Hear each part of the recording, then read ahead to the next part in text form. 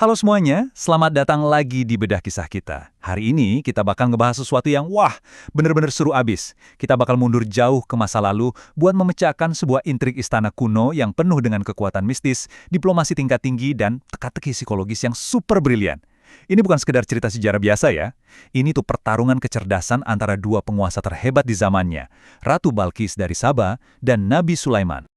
Oke, kita langsung aja masuk ke inti misterinya. Pernah kepikiran gak sih? Bayangin deh, kalian itu seorang ratu yang super berkuasa, datang jauh-jauh buat misi diplomatik, tiba-tiba malah dijebak sama sebuah ilusi optik yang bikin kalian terpaksa ngangkat gaun.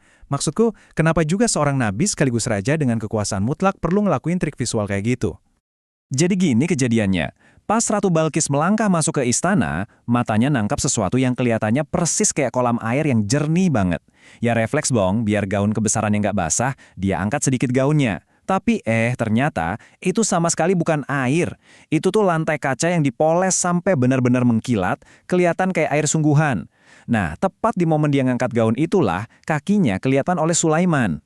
Oke, kita masuk ke bagian pertama, misteri lantai kaca istana.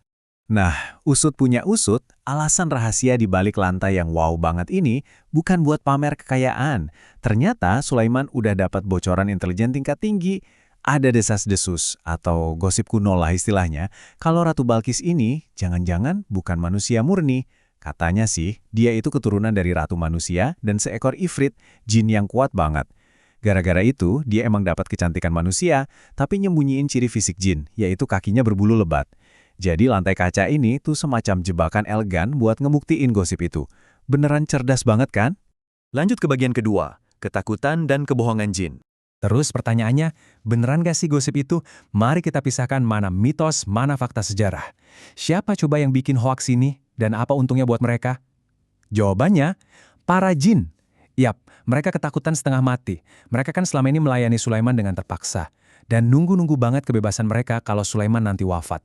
Mereka sengaja nyebarin jumur kaki berbulu itu gara-gara parno. Kalau sampai Sulaiman naksir terus nikah sama Balkis, bisa-bisa lahir pewaris yang kuat. Pewaris ini nantinya bakal mewarisi ilmu rahasia Sulaiman dan nahan para jin ini buat jadi budak selamanya. Gak kebayang kan takutnya mereka? Disinilah poin krusialnya. Berdasarkan konsensus ulama yang udah nganalisis teks-teks kuno ini, Ratu Balkis itu 100% manusia murni. Ternyata, para jin zaman dulu tuh emang jago banget bikin hoaks demi politik mereka sendiri. Dan pas Balkis jalan di atas lantai kaca itu, Sulaiman ngelihat kaki manusia yang normal-normal aja. Seketika, semua keraguannya langsung hilang. Sekarang kita bahas bagian ketiga, keajaiban singgasana yang berpindah. Coba kita putar waktu sedikit ke belakang ya, pas sebelum Ratu Balkis nyampe ke istana. Sulaiman pengen mindahin singgasana raksasa milik Balkis langsung dari negeri Sabah sebagai ujian intelektualitas masif berikutnya. Jadilah semacam lelang kekuatan dadakan di ruang sidangnya. Ada ifrit yang nawarin bisa bawa singgasana itu sebelum Sulaiman berdiri dari tempat duduknya. Hebat kan? Tapi tunggu dulu. Ada seorang pria yang punya pengetahuan kitab suci, ngasih tawaran yang benar-benar di luar nalar. Dia bilang bisa mindahin singgasananya bahkan sebelum mata Sulaiman berkedip, dan boom, bener aja. Dalam sekejap mata, singgasana raksasa itu udah ada di depan mereka. Gila kan? Coba kalian bayangin deh, gimana kagetnya Balkis pas baru nyampe, bukannya disambut pakai pujian atau karpet merah, dia malah langsung ditembak sama pertanyaan psikologis yang tajam banget. Sulaiman nunjuk ke singgasana itu dan nanya, "Serupa inikah singgasanamu?" Wah, itu kan jelas-jelas kelihatannya kayak punya dia, tapi ada beberapa detail yang sengaja diubah sedikit buat nguji seberapa jeli sang ratu. Nah, perhatiin betapa pinternya Balkis di sini. Dia nggak asal jawab iya atau bukan, tapi ngasih jawaban diplomatis yang aman banget. Itu sangat mirip. Keren kan? Tapi pas dia teliti lagi, dia sadar kalau itu emang beneran singgasananya yang udah teleportasi ke sana duluan. Terus, di bawah singgasana itu, Sulaiman nyelipin satu pesan kuat tentang penyerahan diri kepada Allah. Kayak mau nunjukin kalau kekuatan sejati itu nggak mungkin ada tanpa bantuan dari atas. Oke, kita masuk ke bagian keempat, ujian logika sang nabi. Setelah lewatin rentetan ujian fisik dan magis tadi, sampailah kita di momen intinya, jamuan makan siang. Di sini, Sulaiman sama sekali tidak pakai kekerasan atau ancaman perang buat ngubah keyakinan Balkis. Nggak sama sekali. Dia malah ngajak ngobrol santai pakai logika yang cantik dan membumi banget. Dia bilang, matahari yang disembah sama kerajaan Sabah itu, ya ibaratnya nggak ada bedanya sama kupu-kupu atau bunga lili di taman. Semuanya itu murni diciptakan buat tunduk dan ngelayanin sang pencipta. Intinya tuh gini, poin yang mau dibongkar sama Sulaiman adalah kita sebagai manusia kan udah dikaruniai akal budi yang luar biasa tinggi ya.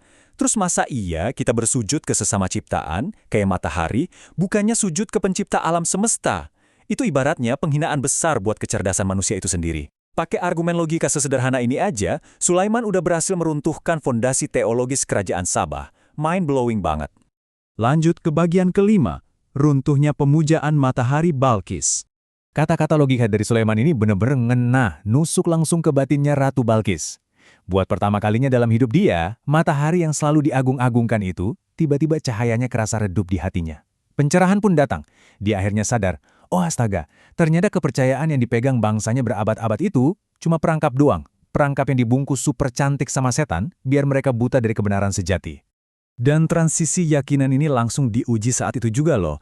Pas lagi jamuan, tiba-tiba penasehat kerajaannya nyela, ngingetin kalau matahari udah mau terbenam dan udah waktunya ritual sujud harian mereka. Tapi tahu nggak apa yang dilakuin Balkis?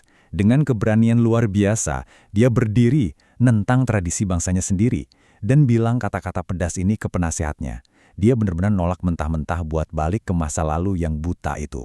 Dan ini dia bagian terakhir, bagian ke-6, pesan epik di balik kisah. Coba deh kita lihat efek historisnya dari pergeseran emosional dan spiritual seorang pemimpin ini. Ini yang namanya efek domino kepemimpinan sejati. Setelah ngerasain kejernihan hati yang belum pernah dia rasain sebelumnya, Balkis dengan penuh kesadaran memeluk Islam. Dia ngakuin kesalahannya di masa lalu. Dan karena dia ini ratu yang disayang dan dihormati banget, tebak apa yang terjadi? Seluruh rakyat Sabah langsung ngikutin jejak ratunya. Mereka semua keluar dari kegelapan dan mulai bersujud cuma kepada Allah semata. Tapi tunggu, sebelum kita selesai, ada satu fakta kecil yang gila banget untuk kita ingat lagi. Tahu nggak, pergeseran geopolitik dan spiritual yang supermasif ini, yang ngubah nasib satu bangsa utuh, itu awalnya bukan dari pergerakan bala tentara yang besar loh, sama sekali bukan. Semuanya itu berawal dari seekor burung kecil, yap burung hut-hut. Cuma karena burung ini peka merhatiin ada yang nggak beres di Sabah, terus ngelapor ke Sulaiman. Benar-benar ngingetin kita ya, hal besar seringkali mulainya dari observasi yang paling sederhana.